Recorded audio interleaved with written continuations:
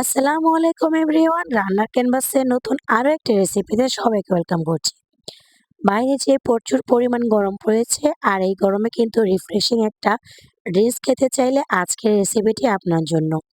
আজকে মাত্র ১ কাপ সাবু আর ২টা আম দিয়ে এই মজাদার ড্রিঙ্কসটি আমি তৈরি করে নিয়েছি। এটা ঠান্ডা, ঠান্ডা খেতে কি যে মজা! একবার তৈরি না করলে বুঝতে পারবেন না। আর এটা বানানো কিন্তু অনেক বেশি সোজা। তো চলুন তাহলে কথা না বাড়িয়ে মূল রেসিপিতে ফিরে যাই। প্রথমে এখানে আমরা সাবুটাকে সিদ্ধ করে নিব। এজন্য চুলায় আমি আগে থেকে পানি গরম বসিয়েছিলাম। যখন পানিটা ফুটে গিয়েছে তখন আমি ১ কাপ পরিমাণ সাবু দিয়েছি। সাবুটা দিয়ে এখন ভালোভাবে নাড়াচাড়া করে নিচ্ছি। এ পর্যায়ে সাবুটা প্রায় সিদ্ধ হয়ে গিয়েছে। আর আমি এখানে দিয়ে দিয়েছি ১ চিমটি মতো লবণ। কেউ চাইলে লবণটা স্কিপ করতে পারেন, তবে আমার কাছে সাবুটা একটু পানসে লাগে এজন্য আমি দিয়েছি। তারপর সাবুটাকে আমি নামিয়ে নিয়েছি। আর এখন আমি ড্রিঙ্কসে দেওয়ার জন্য ডাবের জেলিটা বানিয়ে নেব। প্রথমে এখানে ডাবের পানিটা ছেঁকে নিয়েছি। এখানে ৩ কাপ পরিমাণ ডাবের পানি আছে। ৩ কাপ পানির জন্য এখানে ২ টেবিল চামচ পরিমাণ চিনি দিয়ে দিয়েছি। তারপরে এখানে ২ টেবিল চামচ আগার আগার পাউডার দিয়ে ভালোভাবে নেড়ে চেড়ে চুলার জালটা জ্বালিয়ে ফুটিয়ে নিয়েছি। ঠিক এরকম ২ থেকে ৩ টা যখন বলক চলে এসেছে, এই পর্যায়ে চুলা থেকে নামিয়ে যে পাত্রে জেলিটাকে সেট করব ওই পাত্রে ঢেলে নিতে হবে। আর অপেক্ষা করতে হবে ২০ মিনিটের মতো। ২০ মিনিট পরে এই জেলিটা কিন্তু একদম ঠান্ডা হয়ে এটা সেট হয়ে যাবে। এইদিকে আমি একটা ব্লেন্ডারে ছাড়ে নিয়ে নিয়েছি বড় সাইজের একটা আম। আর আমটাকে আমি এখানে পেস্ট তৈরি করে নিব। আর এর জন্য এখানে দিয়ে দিয়েছি ১/২ কাপ পরিমাণ ঘন লিকুইড দুধ। তারপর ব্লেন্ডার জারে দিয়ে এটাকে মিহি পেস্ট তৈরি করে নিব। আর এইদিকে আমার জেলিটা কিন্তু একদমই সেট হয়ে গিয়েছে। এখন আমি এটাকে কেটে নিচ্ছি। এই জেলটা এমনি, এমনি খেতে কিন্তু দারুণ মজা হয়ে থাকে।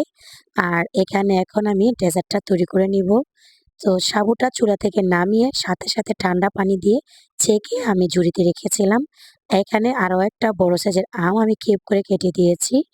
আর পাত্রে দিয়ে দিয়েছি সাবু, তারপর দিয়ে দিয়েছি আম। এখন দিয়ে দিয়েছি ঘন জাল করে রাখা লিকুইড দুধ। অবশ্যই এখানে ঘন করে জাল করে রাখা লিকুইড দুধটা দিবেন। এখন আমি মিক্স করে নিচ্ছি। আমি ১ কেজি দুধকে ঘন করে ১/২ কেজি করে নিয়েছি। এখানে মিষ্টি চিনির পরিবর্তে আমি দিয়ে দিয়েছি কনডেন্স মিল্ক। এখানে আমি ১/২ কাপের মতো দিয়েছি। আপনি চাইলে চিনিও কিন্তু এখানে ব্যবহার করতে পারেন। তারপর এখানে দিয়ে দিয়েছি তৈরি করে রাখা ডাবের জেলি।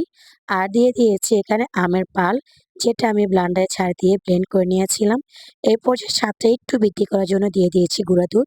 এখন আমি গুঁড়া দুধটা দিয়ে ভালোভাবে মিক্স করে নিচ্ছি। এখন আমি এই ডেজার্টটার উপরে বরফ কুচি দিয়ে পরিবেশন করে নিব। এটা ফ্রিজে রেখে খেতে কি যে মজা! যদি তৈরি করে না খান তাহলে কিন্তু বুঝবেন না। আমি কিন্তু আমের এই সিজনটাতে প্রায়, প্রায় এটা তৈরি করে থাকি। আমার কাছে এত ভালো লাগে। একবার তৈরি করে দেখবেন। তবে এখানে চাইলে অন্যান্য ফ্রুটও আপনি এড করতে পারেন। তবে আমি হাতের কাছে থাকা যেটা পেয়েছি ওটাই কিন্তু এখানে দিয়েছি। আর এটা চাইলে কিন্তু এরকম গ্লাসে নিয়েও সার্ভ করে খেতে পারেন। আশা করছি আজকের রেসিপিটা আপনাদের কাছে ভালো লেগেছে। আজকের রেসিপি ভালো লাগলে ভিডিওতে লাইক দিয়ে চ্যানেলটি সাবস্ক্রাইব করার অনুরোধ জানাচ্ছি। আজকের মতো এখানে বিদায় নিয়ে নিচ্ছি। ভালো থাকবেন সবাই, সুস্থ থাকবেন। দেখা হবে পরবর্তী ভিডিওতে। আল্লাহ হাফেজ। আসসালামু আলাইকুম।